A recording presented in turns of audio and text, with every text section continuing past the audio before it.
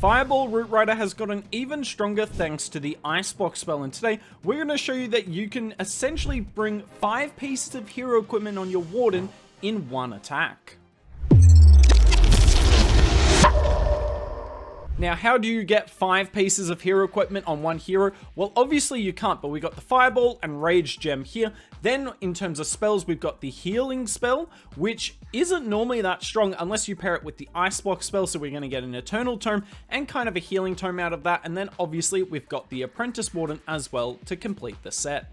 So SP, I can see the account names I Am Legend, but SP here, going to be coming in with the Fireball. Then we go into our Root Riders. Now, in terms of the Fireball, obviously you want to get good defensive value, but the funnel is most important with Root Riders. So you can see here, he's going to try and Fireball on, I believe, the Fire Spitter, because then he's going to clear out not only that entire compartment, but also a few buildings above it, and this Archer Queen as well. So Warden doing his thing.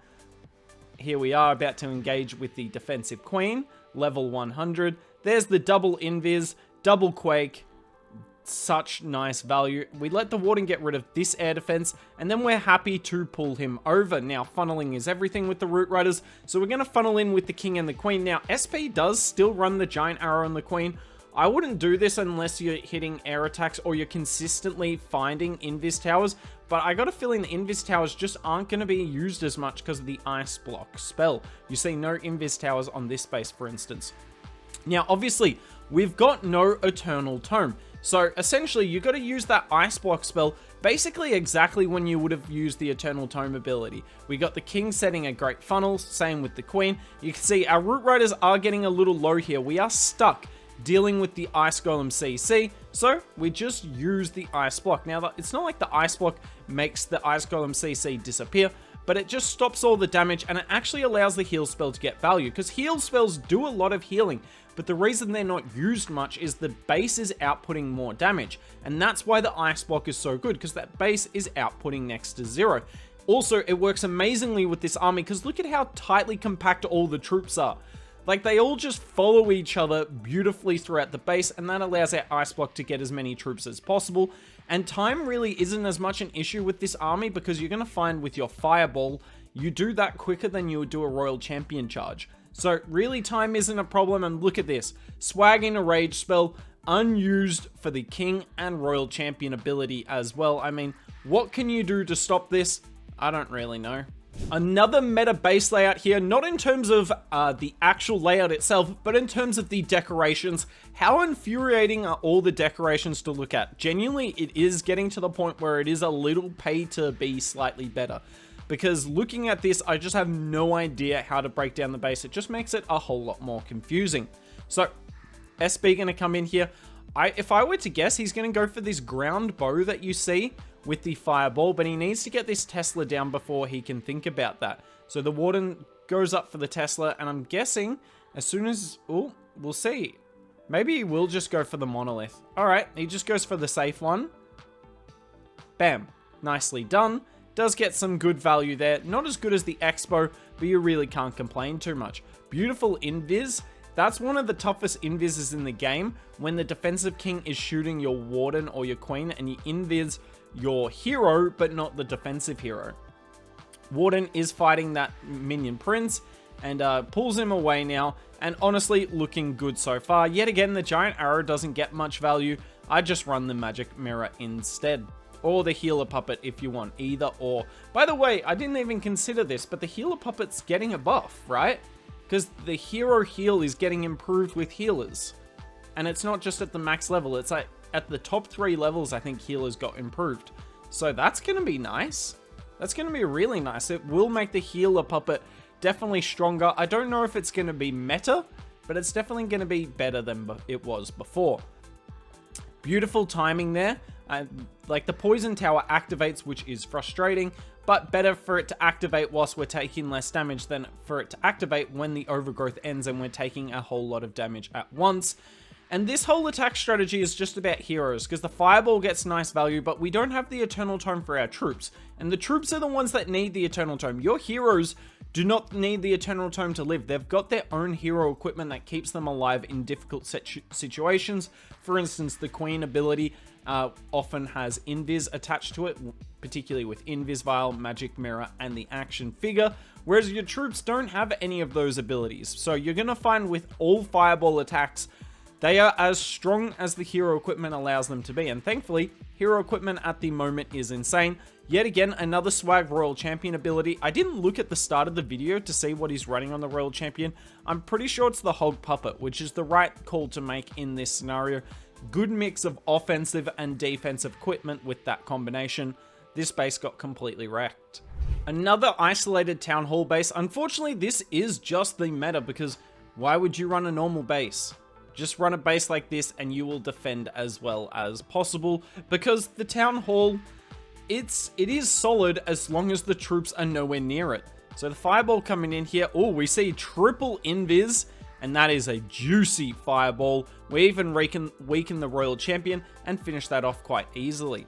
So Warden doing his thing. Where are we going to come in with the Root Riders? I assume we're going to let the Warden finish off this geared up tower.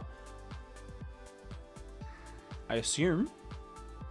Jeez, this is risky.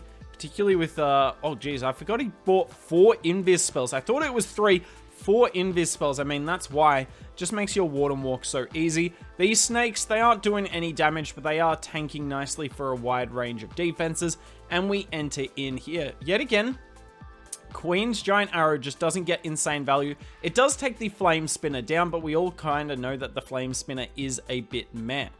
Troop Launcher doing its thing. Oh my god, all those snakes and the Ice Golem getting sprung is beautiful to see. The Troop Launcher shooting barrels will never not be funny. And yet again, we just gotta mow our way through the base. Now, pathing something to the Town Hall can be quite difficult here, and something I haven't really talked about is the Royal Champion in any of this. Now, nice overgrowth spell that will force things back to the Town Hall, but notice how SB here hasn't put the Royal Champion down yet. We are sitting on that until we are absolutely sure, or he's so confident he can swagger. It's one or the other.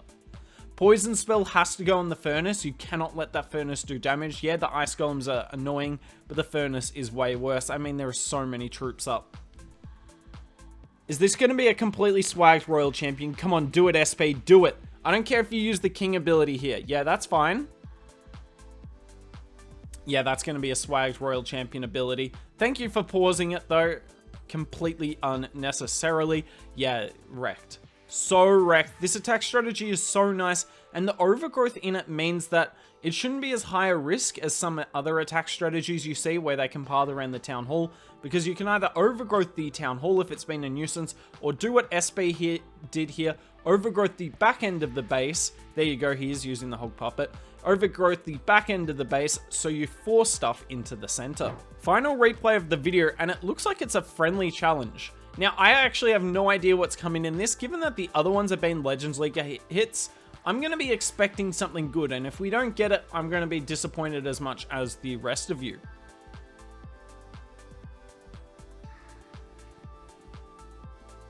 Did he miss the Earthquake?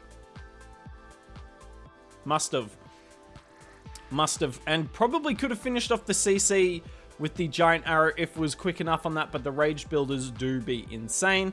And yeah, this is just very, very spammy now. Here comes the Root Riders from the top side. Obviously, we're going straight into the Town Hall. I mean, where else would you go in Clash of Clans? There is no Town Hall bomb. Town Hall's like 1 HP as well. Yet again, we have to poison the Furnace. I kind of wish this was in hard mode. I'd be kind of curious to see in hard mode if this can work. You're going to see here, the Giga Bomb's going to hit hard. Does a Giga Bomb one-shot an Apprentice Warden? It does. That Apprentice Warden just got nuked. You can see why we bring the healers in this attack. The balloons, because they're just pulling trap after trap right on cue. I had no idea that was coming, but it was kind of obvious it was going to come. Royal Champion ability pops early, and this is why you don't run the Haste Vial with the Electro Boots, unless you're doing a Royal Champion charge, because if we had the Haste Vial now, the Royal Champion would be running in front and taking all of the damage, whereas if you use the Hog Puppet, she's not going to run in front, but she is going to get a wall of healing, or if you use the Rocket Spear, she's going to stay back as long as you can get the targets to switch off her. I'm guessing we're going to have to use this final rage spell here. I love seeing all the regular level giants on the base, and this is another 3-star. So the question is, do you want to use an army with 5 pieces of hero equipment on your Warden. The Warden, in my opinion, has the strongest hero equipment options in the game. Like, the Lava Loon Puppet's not great. All of the other ones are really good. The Life Gem especially will be nice after all the balance changes come in game, because all the troops affected generally used that equipment option. This army is insane. The link for it will be in the description below. What do you think of 5 equipment Root Riders?